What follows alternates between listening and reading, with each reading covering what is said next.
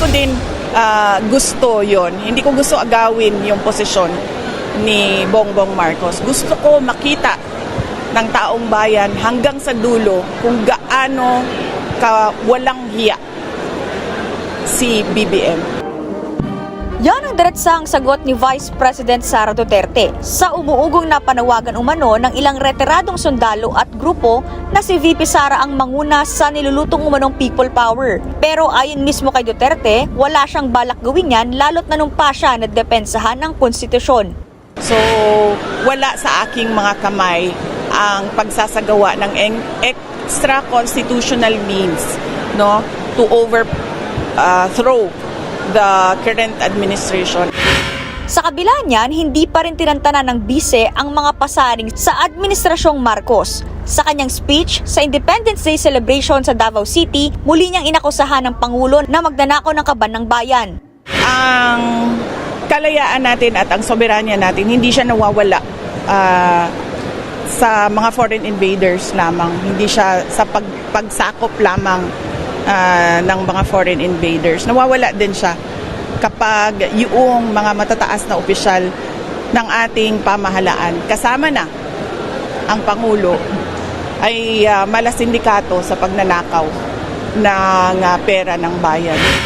Ang mga pahayag ni VP Sara, taliwas sa naging akusasyon ni dating Senator Antonio Trillanes na kampo ng bise ang nagsusulong ng destabilisasyon sa Administrasyong Marcos. Ang aming impormasyon ay naghahanap sila ng political trigger, create a political impasse, then magmo-mobilize sila ng mga tao, tapos they're going to hope na may magwi-withdraw ng support sa AFP para install si Sara, patalsikin si President Marcos. Ganon yung template. Similar to what they did nung EDSA DOS. Sinusubukan pa ng News 5 na hingin ng komento ang palasyo kaugnay niyan. Unang umugong na may destabilisasyon laban sa Administrasyong Marcos matapos ang pahayag ni Senator Ping Lacson na may diskontento ng miyembro ng AFP. Sinundan pa yan ang impormasyong nakalap ng NBI na may mga manggugulo umano sa labas ng Malacanang ngayong araw ng kasarinlan. Una nang sinabi ng Malacanang na binabantay ng sinasabing banta. Nanindigan din ito na nanatiling buo at nagkakaisa ang hari ng AFP.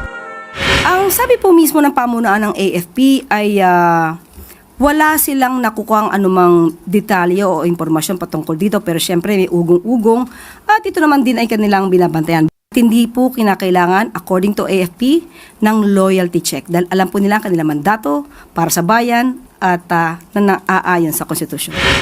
Sinugandahan naman ito mismo ni AFP Chief of Staff, General Romeo Bronner Jr. Pero ikinakalungkot daw niya na ginagamit ang kanyang larawan sa mga kumakalat na pag-uudyok sa mga Pilipino na sumama sa mga rally kontra administrasyon.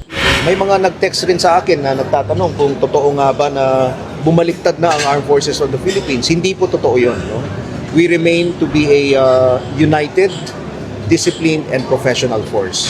Sinusubukan pa ng News 5 na kunan ng pahayag ang PNP kaugnay sa issue. Nagbabalita mula sa Frontline, Alexis Ebue, News 5. Kaugnay pa rin ang balitang iyan, bumuelta na ang palasyo sa naging pahayag ni Vice President Sara Duterte tungkol sa umuugong na destabilisasyon laban sa Administrasyong Marcos. Ayon kay Palace Press Officer Claire Castro, huwag magpait-maitan, huwag magpaka-plastic at huwag na raw magkunwari ang bise.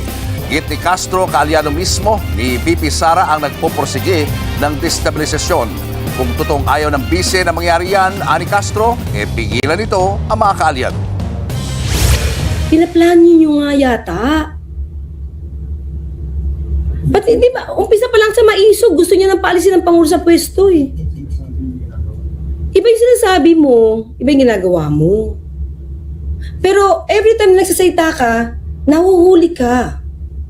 Nahuhuli yung kasinungalingan sinasabi. Kasi pa iba-iba. Dagdag pa ni Castro, hindi totoo na ayaw ni VP Sara na patalsikin si Pangulong Bongbong Marcos sa kanyang pwesto. Dahil noon pa man daw, sinabi na ito ng PISE sa publiko. Ibinigay na halimbawa ni Castro ang naging speech ng PISE sa The Hague, Netherlands noong July 2025. Alam ko, naiintindihan ko, tayong lahat gusto natin mapalayas si BBM sa pwesto. Kasi wala tayong nakikita pagbabago